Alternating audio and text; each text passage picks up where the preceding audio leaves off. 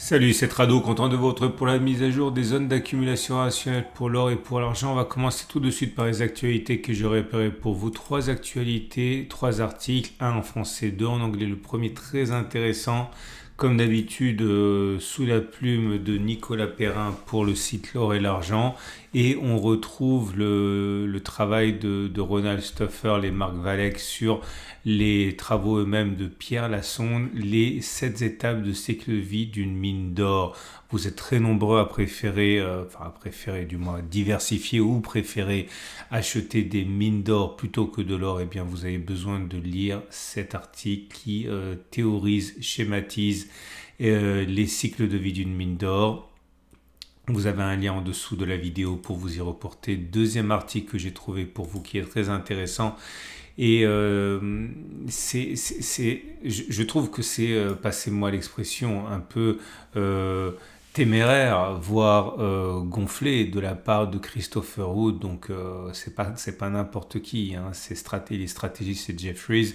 Jefferies, on ne connaît pas vraiment en France, mais c'est un des plus grands gestionnaires de fonds et une banque. Et si Christopher Wood est favorable aux actions indiennes, s'il devait faire un pari, son pari de court terme à 3 à 6 mois serait l'or et le bitcoin. On retrouve cette dialectique, ou plutôt cette relation difficile entre ces deux actifs concurrents pour certains, complémentaires pour d'autres, mais en tout cas, si on tient compte des évolutions plausibles des taux d'intérêt et des politiques des banques centrales, pas de doute pour Christopher Wood, c'est bien de l'or et du bitcoin qu'il faudrait posséder pour 3 à 6 mois à court terme. Donc c'est rare, très rare qu'un gérant soit aussi, on va dire, positif avec un laps de temps en prime.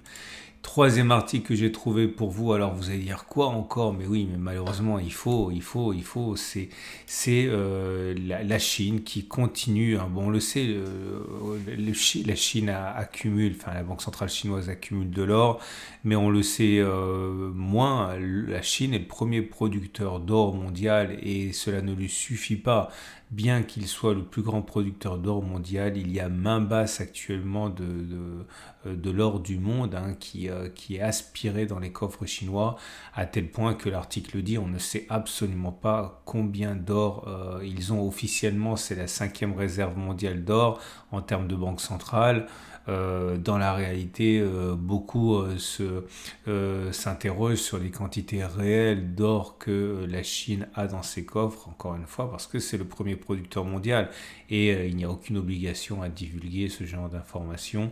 Et tout le monde regarde effectivement la relation difficile que la Chine entretient avec le dollar, et l'exemple de ce qui s'est passé avec la Russie, qui s'est fait pénaliser, hein, eh bien incite la Chine à se séparer de ces dollars et de privilégier d'autres moyens qui à terme sont voués à privilégier, à favoriser l'émergence du yuan comme monnaie internationale.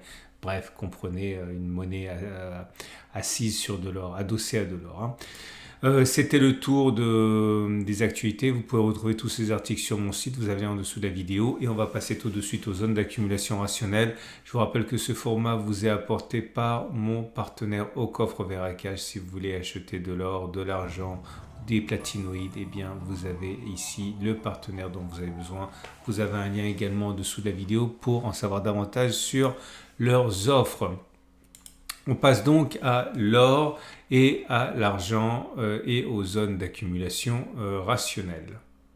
Et on commence par l'or libellé en euros qui revient en zone d'accumulation rationnelle. C'est bien parce qu'on l'attendait, 1820-1810, zone d'accumulation rationnelle, tendance de long terme haussière, tendance de fond haussière.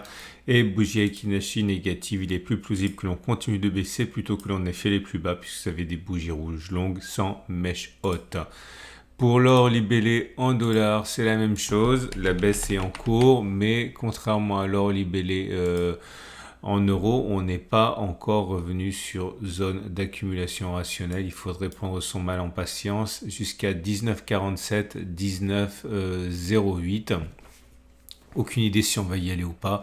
Néanmoins, petit bémol, on pourrait également prendre cette zone-là comme zone d'accumulation rationnelle. Il y aurait moins à attendre, ce qui nous amènerait plutôt à 19,53. Je vais le changer parce que comme ça donne une opportunité en plus. Ça joue pas à grand chose et ça serait dommage de ne pas parvenir à accumuler. Voilà, 19,53, 19,8 $, tendance de long terme haussière, tendance de fond haussière, bougie Akinashi plutôt baissière puisque vous avez une bougie rouge longue sans mèche haute. Autrement dit, il est plus plausible que l'on continue de baisser plutôt que l'on ait fait les plus bas. Pour l'argent libellé en euros. Pour l'argent libellé en euros, ça se passe également de manière assez terne, à court terme. On est venu se positionner sous la moyenne mobile à 200 et sous la moyenne mobile à 50 qui sont plates, voire descendantes. Donc la tendance de long terme, la tendance de fond ne sont pas haussières. La vraie zone d'accumulation rationnelle est à 23,18,8, mais on n'y est pas. Et il faudrait encore patienter. 4% pour y être, c'est pas très grave parce que normalement vous avez déjà accumulé massivement sur cette zone, donc il n'y a pas de raison de se précipiter. Néanmoins, si vous n'avez pas encore accumulé et que vous avez peur de laisser passer le train, on a une petite zone d'accumulation rationnelle ici, vraiment assez médiocre, j'ai envie de dire. C'est à partir de 21, on va dire, allez, 21 jusqu'à 20,4, mais c'est vraiment du second choix. La vraie zone d'accumulation rationnelle, je le dis, je le répète, c'est 23, 18, 8 bougies Akinashi baissière, puisque c'est rouge et ça n'a pas de mèche haute. Il est plus plausible que l'on continue de baisser plutôt que l'on ait fait les plus bas pour l'or libellé en euros. Et maintenant, et pour terminer, l'argent libellé en dollars. Là aussi, on peut déterminer une zone d'accumulation rationnelle intermédiaire à 22,3, 21,7. On devrait y aller normalement. La vraie zone qui nous intéresse, c'est 21,3, 19,9. C'est la zone sur laquelle il y a déjà eu, j'imagine, accumulation rationnelle, mais ça serait pour les retardataires. Attention, tendance de long terme, tendance de fond toujours baissière. Pour l'argent libellé en dollars, bougie Akinashi baissière également. Vous avez une bougie rouge longue sans mèche haute. Autrement dit, il est plus plausible que l'on continue de baisser plutôt que l'on ait fait les plus bas. Voilà, ça est terminé pour ce format court du mercredi. Rendez-vous samedi pour le format long avec l'or, l'argent, les platinoïdes et encore des actualités. Je vous souhaite une excellente semaine et je vous dis à samedi pour la mise à jour. N'oubliez pas que vous pouvez vous abonner à ce format pour ne pas louper les mises à jour et découvrir les articles dont j'ai parlé en début de vidéo sur mon site, lien sous la vidéo.